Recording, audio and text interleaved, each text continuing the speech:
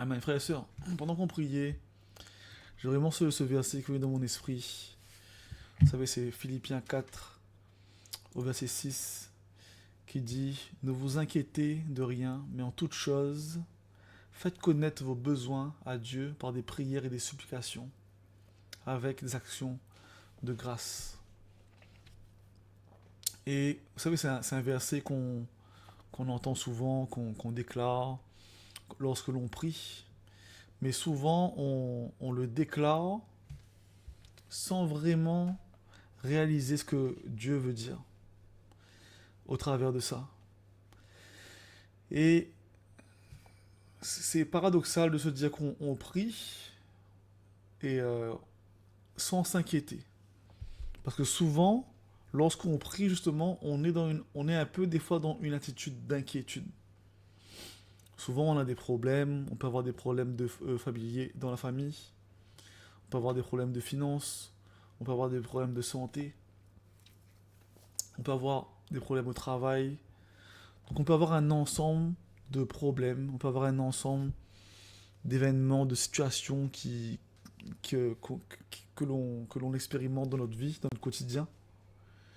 Mais ce passage nous dit: ne vous inquiétez de rien, faites monter vers Dieu des prières et des supplications avec action de grâce. Lorsque Dieu dans sa parole nous dit ça, en réalité, il nous encourage à avoir cette attitude de foi qui fait que lorsque nous allons prier, lorsque nous allons demander les choses à Dieu, nous allons le demander avec foi et avec cette assurance qu'il va agir dans ces différentes circonstances. Le problème, c'est que souvent on prie, mais on est dans la peur, on est dans la crainte. Par exemple, si tu as des problèmes financiers et que tu ne sais pas comment tu vas terminer le mois, tu pries, tu pries, tu pries: Seigneur, aide-moi, je ne sais pas comment faire, donne-moi une solution. Tu pries, mais tu es dans l'inquiétude. Tu pries, mais ta prière se fait avec un état de cœur, avec une disposition où tu es dans la crainte, tu es dans la peur, tu as une attitude où, sans te rendre compte, tu as un manque de foi.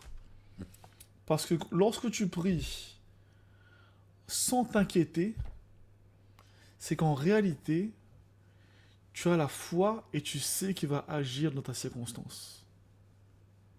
Et vous savez, avant, quand je lisais ce passage-là, je le lisais, mais juste comme un verset, une phrase qu'on dit, qu'on répète. Juste voilà, on lit, la parole de Dieu nous montre, voilà, c'est écrit: ne vous inquiétez de rien, faites connaître vos besoins à Dieu par des prières d'explication. Mais tu ne comprends pas que pour pouvoir prier sans t'inquiéter, ça nécessite une foi et une assurance. Cette foi, la foi c'est quoi? La foi c'est la ferme assurance des choses que l'on espère et que l'on ne voit pas. Donc, lorsque tu pries, tu as l'assurance que Dieu va agir. Que si tu as bientôt une opération, Dieu va vraiment agir, il va t'aider, il va te bénir et ça va bien se passer. Si tu as des problèmes financiers, tu sais qu'il est en capacité d'intervenir et de pourvoir à tes besoins. Si tu es malade, tu sais qu'à un moment donné, tu vas avoir ta percée, vraiment dans ta santé. Si tu as des problèmes de couple, tu sais qu'à un moment donné, Dieu va être capable de changer, de shifter les circonstances. Quelle que soit l'épreuve, quelle que soit la situation, tu sais qu'en persévérant, tu sais que par la foi, il a cette espérance, il a déposé en toi cette espérance et à un moment donné, il va intervenir. À un moment donné, il va agir. À un moment donné, les choses vont shifter, vont changer. Et c'est ça en réalité, prier et ne s'inquiéter de rien. Lorsqu'il dit prier, venez vers moi, priez par toutes sortes de prières et de supplications et ne vous inquiétez de rien. En réalité, il te dit: viens avec foi. Viens, prie avec une attitude de foi. Quand tu pries, ne doute pas. Quand tu pries, ne sois pas dans la crainte, dans la peur. N'essaye pas de, de me convaincre, de convaincre Dieu dans les émotions. Essaye pas de dire Seigneur, regarde comment je fais pitié, là c'est dur. Non, c'est pas ça qui va montrer à Dieu que tu as confiance en lui. En réalité, c'est ta foi. Pourquoi? Parce que la foi, c'est la ferme espérance. C'est lorsque tu as cette ferme assurance des choses que tu espères. Tu espères et tu sais, tu as cette assurance qu'il va agir. Tu as cette assurance qu'il va intervenir, quelles que soient les preuves, les circonstances. Tu sais qu'il n'abandonne pas ses enfants. Tu sais que c'est un bon père. Tu sais que vraiment, malgré tout ce qui arrive, tu sais pas comment il va agir, tu sais pas de quelle manière, mais il va agir. Et c'est ça, prier sans s'inquiéter. Parce que à partir du moment où tu t'inquiètes, c'est que là déjà tu commences à te douter. Tu commences à t'inquiéter. Tu commences à dire ah ben là, je prie, mais imagine, il ne répond pas. Imagine que finalement le Seigneur me laisse dans ma galère. Finalement, finalement peut-être qu'il faut que je trouve une autre solution. Et là, qu'est-ce qui se passe? Lorsqu'on s'inquiète, on va essayer de trouver d'autres solutions. On va essayer de s'appuyer sur d'autres choses, sur des personnes. On va se reposer non pas sur Dieu, mais on va se reposer sur nous-mêmes, ou sur d'autres personnes, ou sur nos finances, ou... Bref, on va essayer de trouver un autre appui, un autre secours. Ou bien, on va juste commencer à paniquer, stresser, angoisser, on va mal dormir. Donc, l'inquiétude, en réalité, c'est un signe que Dieu te donne pour te montrer est-ce que tu es vraiment dans une attitude de foi. Est-ce que tu as confiance vraiment en lui ou est-ce que tu es encore fragile? Et si tu t'inquiètes, la solution, en réalité, c'est juste de s'abandonner encore plus. Le Seigneur, vraiment là, vraiment, je viens à toi parce que tu vois cette circonstance, cette situation. Donne-moi la force. Renouvelle ma façon de penser, vraiment. Enlève en moi ces peurs, ces craintes. Remplis-moi de ton amour. Fais grandir ma foi pour que je puisse te faire confiance, ne plus m'inquiéter, recevoir cette paix qui montre que tu es là, que tu es avec moi. Parce que tu es le prince de paix. Et si tu as vraiment un cœur sincère, et si tu es vrai en réalité avec Dieu, tu lui dis Seigneur, ben là vraiment j'ai un manque de foi, là franchement je m'inquiète, aide-moi, viens à mon secours. Ben à un moment donné, il va intervenir, il va commencer à te fortifier, il va fortifier ta foi, il va faire grandir ta foi. Et au fur et à mesure, la peur, la crainte va partir. Et ton espérance va grandir. Ton assurance en lui va grandir. Ton assurance va s'affermir. Tu vas t'affermir dans la foi et ton assurance va grandir et la crainte va partir. La peur va partir et l'inquiétude va partir. Et là, tu pourras prier avec cette assurance. Tu pourras prier sans t'inquiéter. Tu pourras faire monter vers lui tes prières et tes supplications en en t'inquiétant de rien, comme la parole de Dieu dit.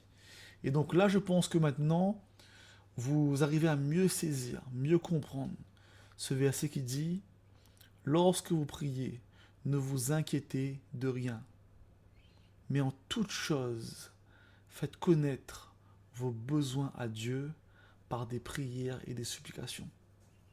Pourquoi? Parce que tu sais que lorsque tu fais monter vers lui tes prières avec des actions de grâce, ça veut dire que c'est quoi en réalité des actions de grâce? Une action de grâce, c'est quand tu continues à agir par la foi. Tu es dans l'action. Tu cherches un travail, tu continues à faire des actions, envoyer des CV. tu as des problèmes dans ton couple, tu as des problèmes avec ton mari, ta femme, tu continues à manifester l'amour, tu continues à faire des actions bonnes, malgré que tu vois pas encore le changement. Tu pries pour une PSC, tu continues à faire des actions, et par sa grâce, il te permet de continuer d'avancer. Donc tu fais monter vers lui tes prières, tes supplications. Seigneur, aide-moi là-dedans, donne-moi la force. Aide-moi à persévérer. Aide-moi à rester. Là, c'est dur, là, j'arrive pas. Là, c'est compliqué, vraiment, cette situation, cette maladie, cette douleur, ces problèmes dans mon couple, ces problèmes dans mon foyer. Donc oui, tu fais monter tes prières. Mais tu as la foi, tu as l'espérance en lui. Et en même temps, tu continues à agir. Tu continues à être un témoin. Tu continues à manifester l'amour. Tu continues à faire des actions de grâce. Et lorsque Dieu te voit manifester l'amour, lorsque Dieu te voit continuer à agir malgré les épreuves, les circonstances, alors tu es en train d'accélérer les percées et les bénédictions dans ta vie. Et c'est ça en réalité, faire des actions de grâce. C'est continuer à manifester l'amour par grâce, quelles que soient les circonstances. Parce que c'est lui qui te donne la force, c'est lui qui te donne l'espérance, c'est lui qui te donne la ferme assurance dans les choses qu'on espère et qu'on ne voit pas. Et donc tu continues à avancer, tu continues à persévérer, tu continues à prier. Et donc, jusqu'à ce que ta percée arrive, jusqu'à ce que Dieu intervienne favorablement dans ta vie et dans tes circonstances. Donc voilà, frères et sœurs, c'est vraiment ce que je voulais vous partager. Donc j'espère que ça vous encourage, que ça vous bénit. Et je vais vraiment prier aussi pour vous, pour que vous puissiez, pour chacun de nous, pour que nous puissions tous en réalité, de plus en plus prier en nous inquiétant de rien. Parce que lorsque tu pries en t'inquiétant de rien, en réalité c'est un signe. C'est un signe que ta foi est ferme, ta foi est solide, que ta foi repose sur le roc, qui est Jésus-Christ. Alléluia. Donc Père Céleste, je te remercie. Je te bénis, mon Dieu, mon roi. Et Seigneur, je te demande de venir faire grandir la foi dans nos cœurs. Seigneur, viens au secours de mes frères et sœurs qui ont besoin en réalité d'être affermis dans leur cœur, d'être affermis dans leur vie et de pouvoir arrêter de s'inquiéter, de pouvoir continuer à prier, continuer à exercer l'amour malgré les épreuves, malgré les difficultés. Et je prie que tu amènes cette mesure de grâce qui les permet de continuer à agir dans leur vie, dans leur famille, dans leur foyer, dans leur travail, d'être une source de bénédiction malgré les épreuves, malgré les difficultés. Pourquoi? Parce que tu leur donnes la force, tu fortifies leur foi et tu les permets, par ta grâce, de continuer à agir. Alors Seigneur, je ne sais pas quels sont les problèmes des frères et sœurs, mais je te demande d'agir. Seigneur, je prie que tu puisses agir dans les foyers, dans les couples, vraiment dans la vie, dans la santé de mes frères et sœurs, que tu les bénisses et qu'ils puissent de plus en plus grandir dans la foi, s'affermir et continuer à manifester l'amour jusqu'à ce que tu amènes les percées dans la vie de mes frères et sœurs, parce que tu es un Dieu juste, tu es un Dieu bon, tu es un Dieu fidèle qui répond aux prières de leurs enfants. Alors nous déclarons ta fidélité, nous déclarons tes bénédictions, nous déclarons tes bontés dans la vie de mes frères et sœurs, dans le nom précieux de Jésus-Christ. Et on déclare Amen, Amen et Amen. Qu'il en soit ainsi dans la vie de mes frères et sœurs.